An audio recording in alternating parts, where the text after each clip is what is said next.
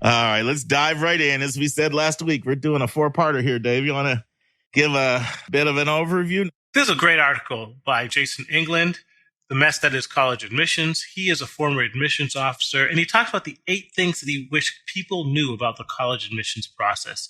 Last week, we covered 2 huge things, early decisions and how early decisions really favors the wealthy. And also it covered private schools. And he basically made the point that when you look at the resources that private schools can give to their students and the way that they are tuned into the college admissions process on levels that the public schools can't even imagine, those things really differentially impact the wealthy over the poor. We are going to get to points 3 and 4 today. Mark, are you ready? I'm ready. All right, here's a biggie, a huge one. And that is number 3, standardized testing, in which he states standardized testing is just as problematic as the vague concept of preparedness and is as contingent on wealth. And he makes a very provocative statement. He says, we think admissions values ideals, self-motivation, independent thinking, creativity, and service to the community. But in reality, test scores, ranking, and private schools reign supreme. And he goes further and says because SAT scores have become a de facto prime criteria for ranking different universities, they have achieved a preeminence never before imaginable. And unfortunately, these SAT scores are directly correlated with family wealth. So, Mark, let me stop there and throw that open to you. Yeah, this is deep. So, I really think the public doesn't realize that if you took every zip code, not just zip code, let's just say you hone down to more granular level than zip code, census tract or whatever. And if you had a big map of your whole state and instead of it saying, 30210, whatever the zip code is, it just had the average SAT score. And then you superimpose that on another map that was based on the wealth of each area, they would virtually be the same. Yep. The correlation between parent education and family wealth and test scores is off the chain. And this is something that schools are aware of. Now, a lot's been doing more recently with landscape. We've talked about that before to try to address it. Some schools have adopted that. But that's one of the problems, he says, with admission, because what he says is, I'm going to quote him here, elite universities, no matter how high-minded, have corporate souls and bottom lines. Despite being nonprofits, elite universities are competing businesses in an ever-evolving market. And more often than not, professed ideals will take a back seat to whatever drives the market. And then he says, if your competitor boosts an SAT median of a 1450 and 60% of their classes in the top 10, you need to at least match that. And so, he's driving home the point that as much as we'd love to emphasize other things, there are business constraints that force us to have to focus on certain things that we don't necessarily think are that important, but we have to do it. Now, one of the things that somebody taught me this a long time ago, and I love this, it's an axiom that I kind of learned to live by, and it says, what gets inspected gets expected. Yep. What gets inspected gets expected. And or what gets measured is valued. Yes. There is another one. Yes. Yeah. What gets measured gets valued. So, and I've said this before and I'll say it again. How do people determine what a good school is? Well, from my experience, there's 4 ways. Rankings, average test scores, acceptance rates, and when you throw a name out to the people, whoever they are, whoever you value, how do they react? You mentioned such and such school, they'd be like, ooh, really good school. Ooh, that's okay. Like those 4 things determine how people value a school. Colleges are very much aware of that. And they're aware, one of those 4 things I mentioned was test scores. And so this is the tricky part here, because colleges are businesses, but they're also nonprofits. And that throws people off. Like, well, wait a minute, I don't get that. So some people are like, well, your business, you're no different than Wells Fargo. You know, I'm using Wells Fargo because a lot of you may remember that Wells Fargo had a huge scandal where people were opening up accounts in your name because they were getting commission. I mean, That's millions of accounts. So, you know, people think, well, your business, you do anything. No, that's not true. Or they think, well, certainly if you're having a conversation with a financial aid officer, they're not trying to help you. They're just trying to squeeze more money out of you. No, that's not necessarily true. These are mission-driven organizations that try to exist to serve the mission. But here's the problem. If they feel like they will not be able to survive or thrive, then that's when aspects of the mission take a back seat to the practical realities of the world in which they live in. And here's an example I want to use. So my brother Norm lives in Colorado. Dave and I, Norm, we have our own little private group chat. We've been chatting a lot today before we get started today. We're always talking about politics. That's right. Someone got acquitted, but he will not be named. Yeah. So that down yesterday. But my brother is, and people in Colorado will understand this. He knows a lot of the politicians in Colorado. I mean, he's plays golf with them. He's at their houses.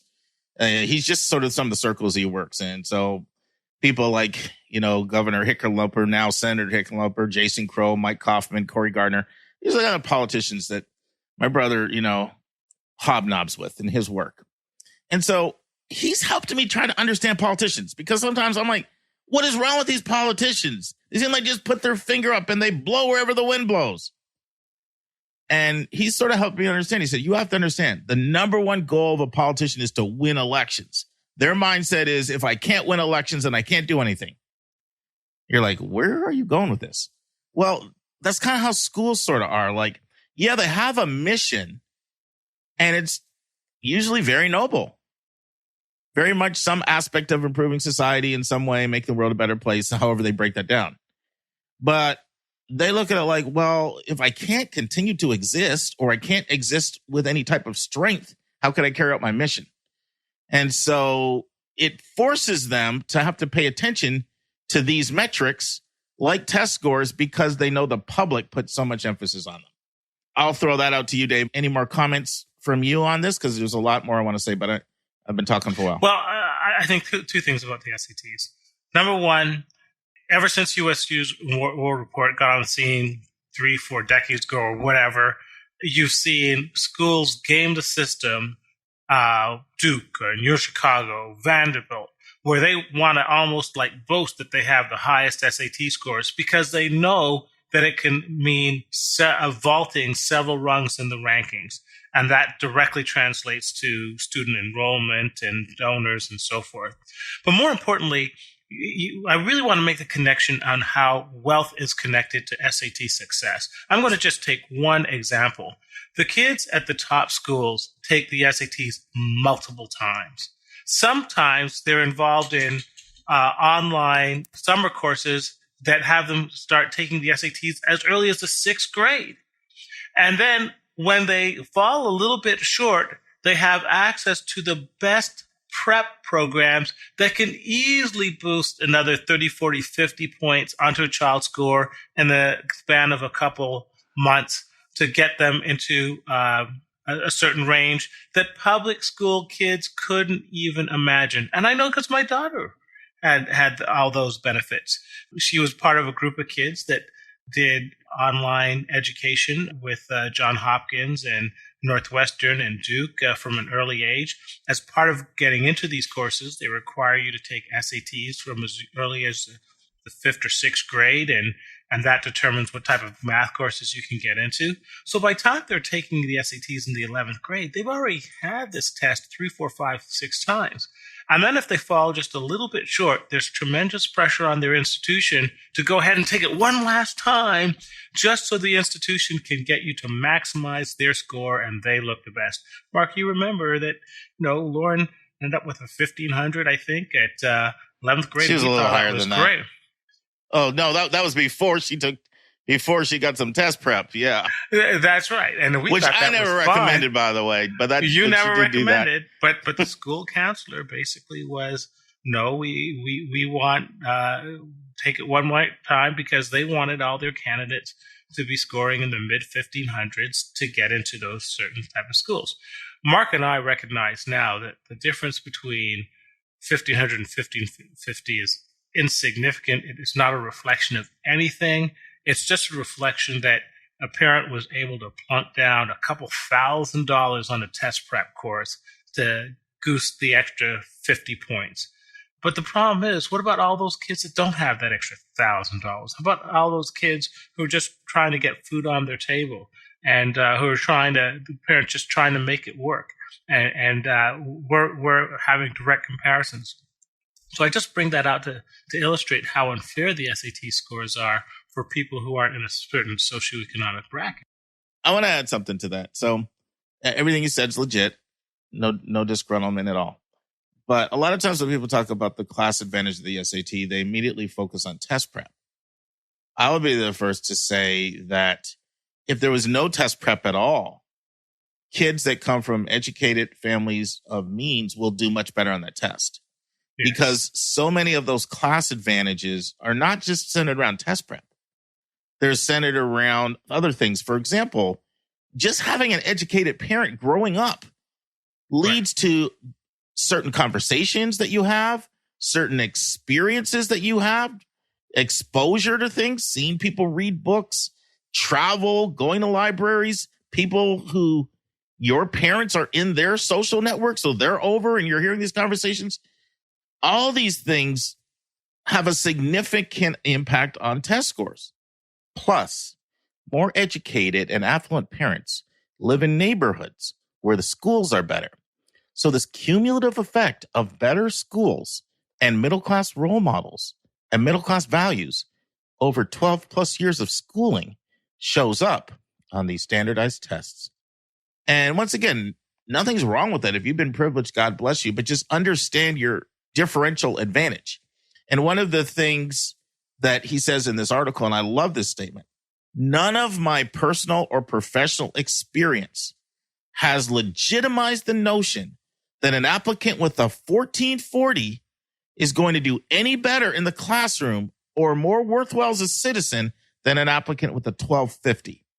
And I make some statements on the SAT as it relates to affirmative action in my conversation with Anika, so I don't want to restate them because you'll hear them when you get to that portion. But I retract something that I said in a conversation earlier with Dave. I'll let you guys hear that when we get to the Anika portion. But there's another thing that I've learned, and I think it's so true when it comes to test scores, Dave. I can't remember who taught me this, but someone taught me this a long time ago. It says, people in power write the wealthy, basically. The wealthy write the rules in such a way as to declare themselves the winner. Yeah. Now, where am I going with this?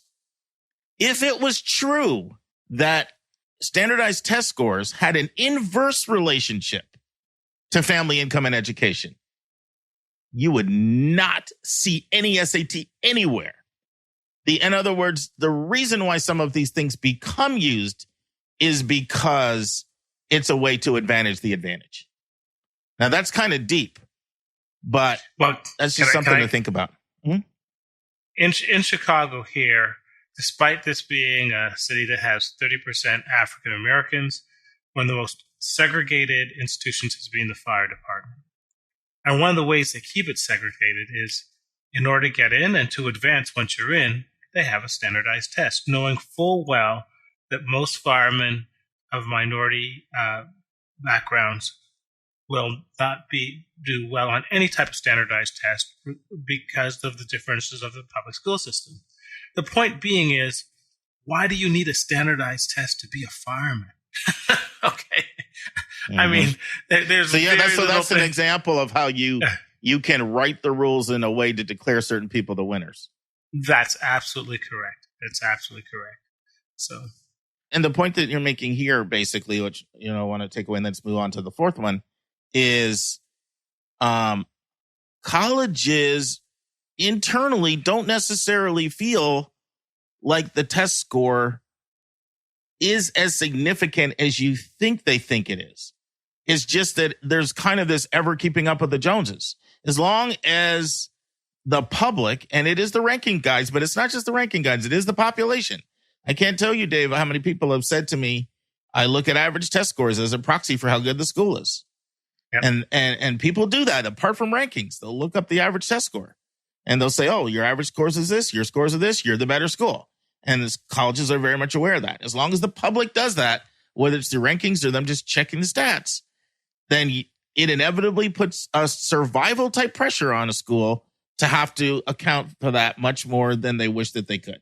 Which is, by the way, one of the reasons why colleges like test optional. Yeah. Because test optional allows them to actually pick students who they know can do well academically and add to their community, but now they're liberated from having to have their scores. You know, there's a term we used to use in admissions, and I used to use this term a lot in college counseling when I was doing the boarding school. We called it protecting the profile. Colleges have to protect their profile, meaning if your average test score was a 1220, on the SAT and a 25 on the ACT, next year's numbers better not be worse because people are watching that number like a hawk. So That's one reason why they like test optional, because it gives them the freedom sometimes to actually admit interesting kids, exciting kids that they know will add and make their school stronger, but they don't have to pay the heavy price of lowering their profile and then making themselves less competitive. Well, I was going to ask you one follow-up question, Mark. Where do you see the future of the SAT, given the pandemic has forced or incentivized so many colleges to go test optional or even test blind? Do you think that its sway is going to weaken, or do you see it making a comeback in any way after the pandemic's over? I see it weakening. I don't see it ever becoming obsolete. One thing that colleges love is getting lots of applications. Right. And not having test scores has proven to be an effective way to get more applications. The other thing is there were a lot of schools who were they were almost like people on crutches. They were dependent on the SAT. And now they've had that crutch removed and they realize I can walk without it. That's right. So schools are learning that, I can actually make really good decisions without it. So I continue to see it being weakened, but I don't ever see it being obsolete. And so it's going to be somewhere in between. It'll always be there, but it will never have the impact or import ever again that it's had up into the class of 2019. All right. Let's move on, Dave. Point number 4. Number 4. This is another very big one. And that is that men, especially white men, have an unfair admission advantage compared to women. The first point is that demographically, there is a significantly more number of successful women than men applying to college at this point in time. And secondly, because of athletics. And he makes the statement that Division III athletics have allowed regressive system of affirmative action for the demographic that needs it least, white men. What say you, Mark? So, this is an important point. I'm glad he brings it up. And one of the things he says in the article is he's talking about affirmative action for males. He said that's a reality. But then he says, rarely do you hear people debate this form of affirmative action. And so I would say, why? And the reason why you rarely hear this is because you're attacking the power structure. And when you attack the power structure, there's massive blowback. And I'm going to do something that is questionable. I hope this works because this could be a whole in the news unto itself, Dave. But I'm going to read an article that when it came out, it was like a bomb that dropped. I remember it like it was yesterday. So Jennifer Britz used to be the admission director at Kenyon College. And she wrote an op-ed to the New York Times in March of 2006. That's 15 years ago, Dave. And I remember it like it was yesterday. And I'm going to read the whole thing to you because I think I can read it, even if it's a little lengthy. I think it'll be interesting. And the name of the article was called "To All the Girls I've Rejected." And so this is what it says. And this is, op-ed to the New York Times, former admission officer at Kenyon College, selective private school, Gambia, Ohio. So here's what it says. "To all the girls I've rejected, March 23rd, 2006. I'm sure a lot of our listeners are going to relate to this. A few days ago, I watched my daughter, Madeline, open a thin envelope from one of the 5 colleges to which she had applied. Now, let me explain this. This is where, when there's 15 years ago, there is a little bit of contextualization. So in the old days, you could tell right away if you were admitted by the size of the envelope. If it was thin, it was a denial, or maybe a wait list. And if it was thick, it was the packet of all the materials. Now, they're still true to some extent, but now people are usually finding out by either going into the portal and logging in or an email. So that's just for those of you who don't wonder what that's about. So anyway, I watched my daughter, Madeline, open a thin envelope from one of the 5 colleges to which she had applied. Why? Was what she was obviously asking herself as she handed me the letter saying she was waitlisted. Why? Indeed. She had taken the toughest courses in her high school and had done well. She had sat through several Saturday mornings taking the SATs and the like. She had participated in the requisite number of extracurricular activities.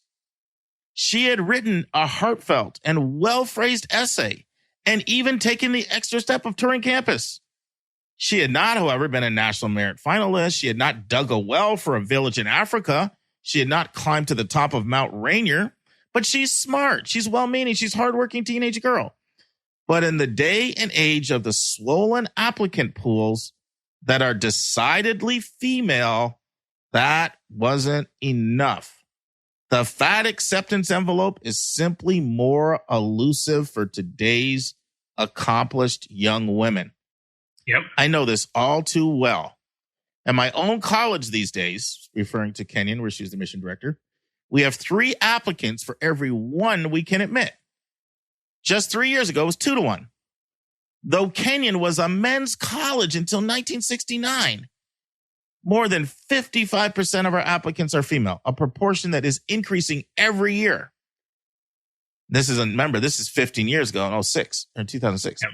My staff and I carefully read these young women's essays about their passion for poetry, their desire to discover vaccines, their conviction that they can make the world a better place. I was once one of those girls applying to college. That was 30 years ago, when applying to college was only a tad more difficult than signing up for a membership at the Y. Today is complicated. It's a prolonged dance that begins early. And for young women, there is little margin for error. A grade of C in Algebra 2 Trig, off to the waitlist you go. Rest assured that admission officers are not cavalier in making these decisions. Last week, the 10 officers at my college, we sat around a table 12 hours every day, deliberating the applications of hundreds of these talented young men and women. While gulping down coffee and poring over stats, we heard about a young woman from Kentucky we were not yet ready to admit outright. Leader, president, editor, captain, lead actress in every activity in her school.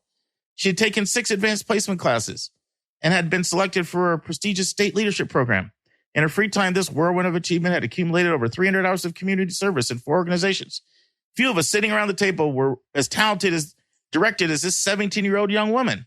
Unfortunately, her test scores and grade point average placed her in the middle of our pool. We had to have a long debate before we decided to write admit beside her name. Had she been a male applicant, there would have been little, if any, hesitation to admit her. This is the reality, because young men are rarer. They are more valued applicants. Today, 2/3 of colleges and universities report they get more female than male applicants, and more than 56% of undergraduates nationwide are women. So funny. It goes on to say demographers predict by 2009, which is so long ago, yes, right. Only 42% of bachelors will be awarded to men. Then she says, we have told today's young women that the world is their oyster. The problem is, so many of them believed us that the standards for admission to today's most selective colleges are stiffer for women than men. How's that for an unintended consequence of the women's liberation movement? The elephant that looms large in the middle of the room is the importance of gender balance. Should it trump the qualifications of talented young female applicants? And those colleges that have reached what the experts call a tipping point, where 60% or more of the enrolled students are female, you hear a hint of desperation in the voices of admission officers. Beyond the availability of dance partners for the winter formal, gender balance matters in ways both large and small on a residential campus. Once you become decidedly female in your enrollment, 1, fewer males want to come, and 2, fewer females find your campus attractive. So what are the consequences of young men discovering that even if they do less, they have more? What messages are we sending young women that they must, nearly 25 years after the defeat of the Equal Rights Amendment, be even more accomplished than men to gain admission to the nation's top colleges? These are the questions that admissions officers like me are grappling with. In the meantime, I'm sending out waitlist and rejection letters for nearly 3,000 students. Unfortunately, a majority of them will be female, young women, just like my daughter. I linger over these letters, remembering individual students I've met, essays I've loved, accomplishments I've admired. I know all too well that parents will ache when their talented daughters, read the letters and will feel a bolt of anger at the college admissions officers who didn't recognize how special they were. Yes, of course, these talented young women will all find their place and attend some college.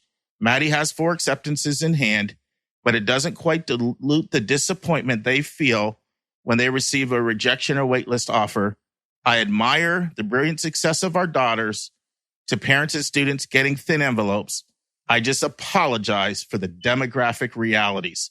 And so I just want to say one thing, David, and then get your comments. So the reason why that was it landed like a bombshell because people were furious at her. Like, how dare you treat women, how you have a different standard for women versus men? And their arrows were coming out for her. She just told the truth.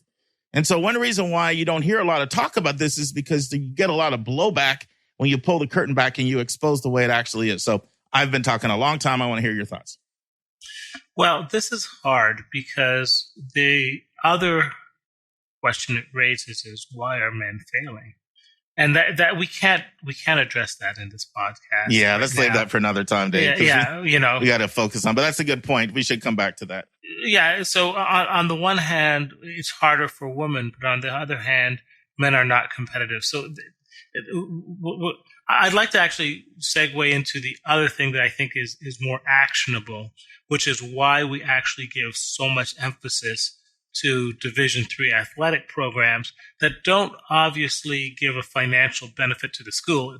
Let me make a comment. I want to make at least a comment on that article. Okay. So this is the dilemma that colleges face.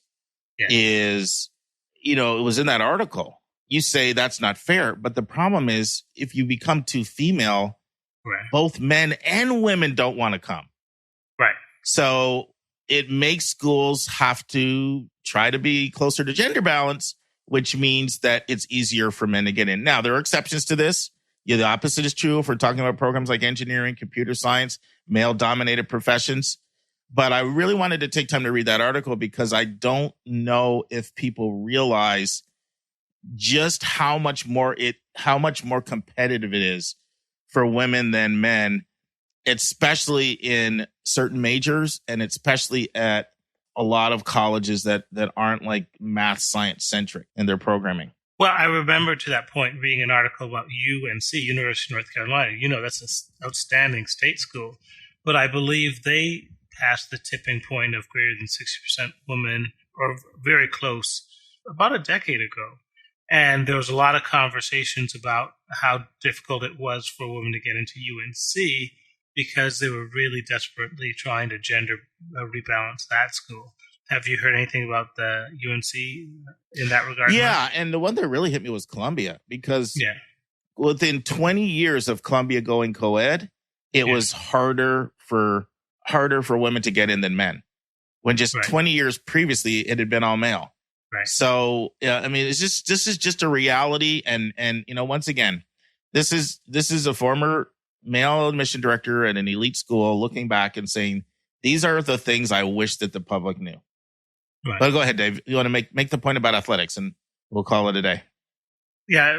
You've talked about this in several podcasts. There's a whole host of athletic programs. We'll mention a few: crew, fencing, rugby, lacrosse, polo, skiing, tennis, horseback riding, that clearly benefit a very elite socioeconomic subgroup, that do not obviously convey financial benefits to the rest of the campus. This is not Alabama football that gives $1 billion that's distributed evenly across the university proper, and that really benefits a very narrow demographic, white men.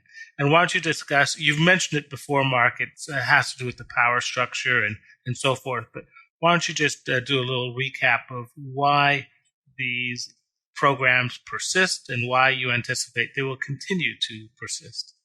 Well, Amherst College, which is a school that I love, but a surprising stat for people, little Amherst College, 2,000 students, Western Mass, highly selective liberal arts and science college. Do you know they have more spots for recruited athletes than the University of Alabama? Like, who would think that? You think of University of Alabama, that's football powerhouse, all those spots going to all those people. No, little Amherst College gives more athletic scholarships away.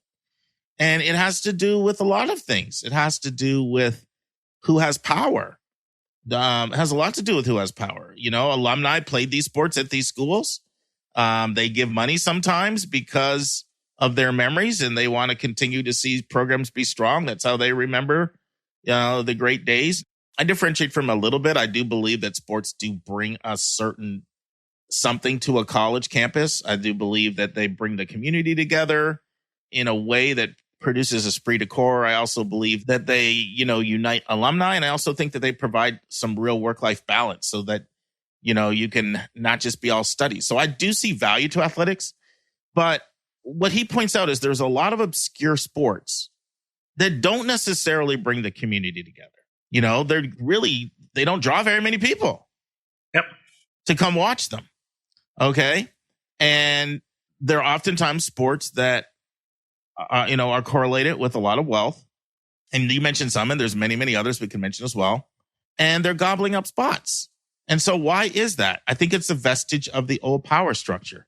I can assure you, if all those spots were going to people that were not power brokers in the system, that would not happen. Yeah. So I think it's a little bit of a carryover from who has power and who's going to continue to have power. And it's especially problematic at smaller schools because it just becomes such a large percentage of the actual students. I think you mentioned that Williams College had about a third of its spots related to athletic programs. Was that correct? Well, so I want to be careful about this. A third doesn't mean that a third of the kids got in on an athletic hook.